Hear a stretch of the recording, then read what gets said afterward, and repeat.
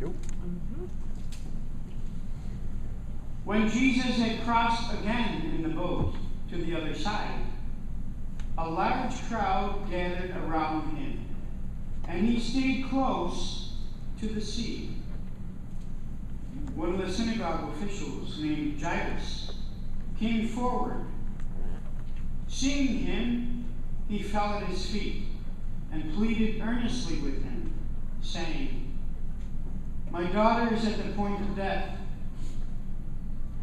Please, come lay your hands on her, that she may get well and live."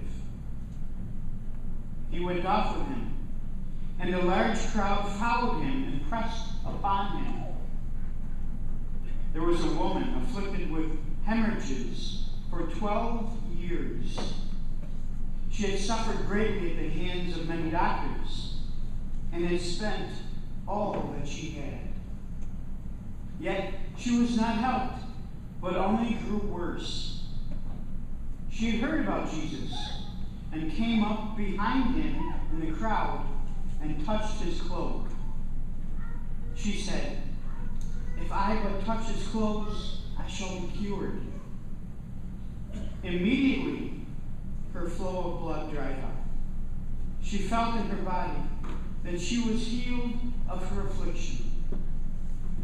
Jesus, aware at once that power had gone out from him, turned around in the crowd and asked, "Who has touched my clothes?"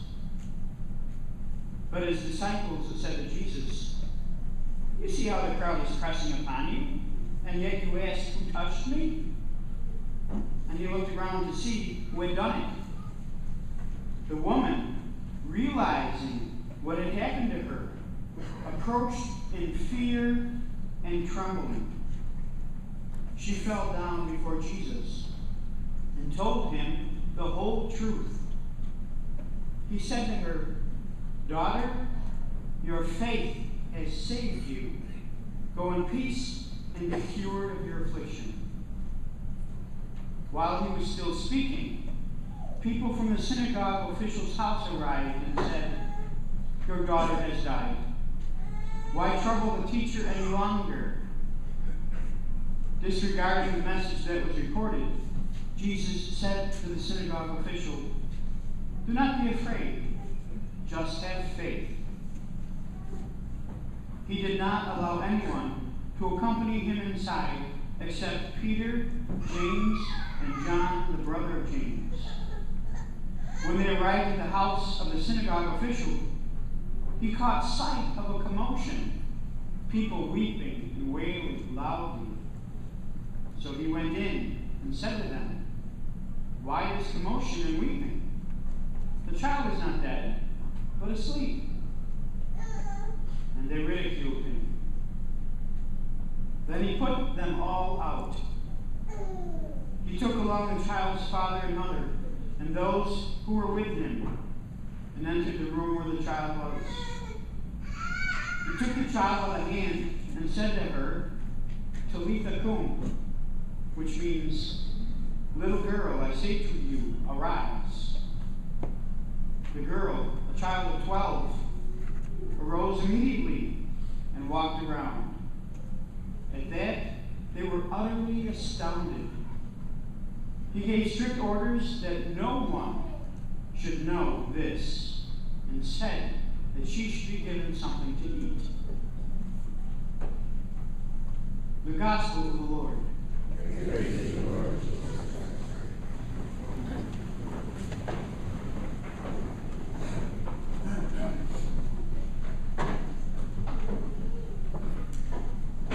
My friends, we may be thinking, why did Jesus go all the way to Jairus' house and take his little daughter by the hand in order to bring her back to life? Why did he just not do it from a distance? And the woman with the hemorrhage, she sensed that if she could only touch Jesus' cloak, she would be healed. She had that same amount of faith before she touched Jesus' clothes as she did afterwards. So why didn't God just cure her without her having to touch him? because of one thing. It's because God wants to be close to us. He wants to be close to us. He wants to live in friendship with us. And since we are human beings, we're not angels, that closeness, that friendship, requires not only spiritual contact, but physical contact as well. This is especially the case because of our fallen nature. As today's first reading reminds us, we were not created to live in a world filled with suffering and death. God didn't create us just to see us suffer. God didn't create us to destroy us. God created the world in an original harmony.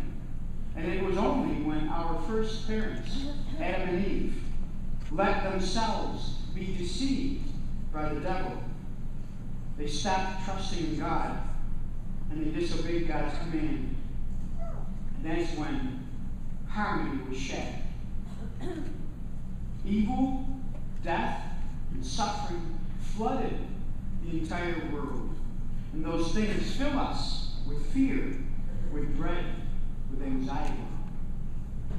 Since God is our perfect Father, He doesn't want us to face these challenges alone. He comes right down beside us. He tells the synagogue official, do not be afraid, just have faith. This is the meaning of the church's sacramental vision of faith. God doesn't have to operate through material elements like water, like oil, like bread and wine. But He chooses to do so because it better fits us with our spiritual, material human nature. The sacraments, the church buildings, vestments, the liturgy, blessings, art, music. These are all places where we, as human beings, composed of matter and of spirit, encounter our God. That's where we encounter God. These are instruments through which God enters into the very flesh and blood of our everyday life, just as Jesus entered into the very flesh and blood of the Virgin Mother's womb. Our God doesn't keep His distance from us. Our God walks by our side. The incarnation of Jesus Christ was by far the most eloquent expression of God's desire to walk by our side. But even in the Old Testament times, we see this desire at work in incredible, remarkable ways. Think, for example, of the Exodus. This is a period of 40 years during which the people of Israel traveled through the wilderness of Palestine after being freed from slavery in Egypt. God was leading them into the promised land. But because of their stiff-necked disobedience, their bullheadedness, it took 40 years for this to happen. And during that journey, the people often doubted God's presence or His providential care. And so, in His goodness and in His wisdom, God repeatedly reminded them that He had chosen them, He had freed them, and He was watching over them. They didn't have GPS back then. Kind of hard to believe, hard to live without it, for those of us that had it, but God provided a miraculous GPS. During the day, He would go before them as a pillar of smoke, and during the night, as a pillar of fire. Pretty cool. And when the pillar of smoke or fire had stopped, they would make camp there, and with all the different families arranging their own tents around the special tent, or the tabernacle, which contained the Ark of the Covenant. And they would stay in that camp until the pillar of smoke or the pillar of fire began to move again. And as they traveled through the wilderness, when you travel in the desert and wilderness, there's no great source of food or drink. And so more than once, God through the ministry of Moses, miraculously made water flow out of rocks. And for the entire journey, God sent them manna to eat in the morning, every morning, and quails to capture and to eat in the evening, every evening. These gestures of the Lord were all precursors to the sacraments and the teaching of the church with which God still guides all of his people today along their earthly pilgrimage, our earthly pilgrimage.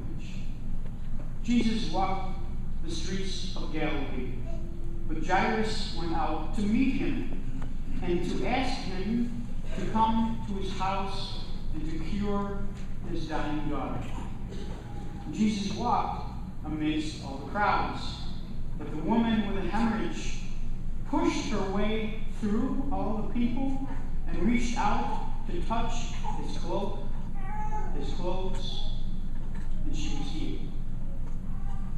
St. Ammon, one of the Desert Fathers from the early centuries of the church, expressed this spiritual partnership very well. He said, "When the woman suffering from a flow of blood believed and touched the hem of the Lord's clothing, her flow of blood dried up. In the same way, every soul wounded by sin and punished by a flood of evil thoughts will be saved if it draws near the Lord in faith." That's what it's about. God wants to be part of us. He wants to be part of our lives. God wants to walk with us. Because God knows we need him.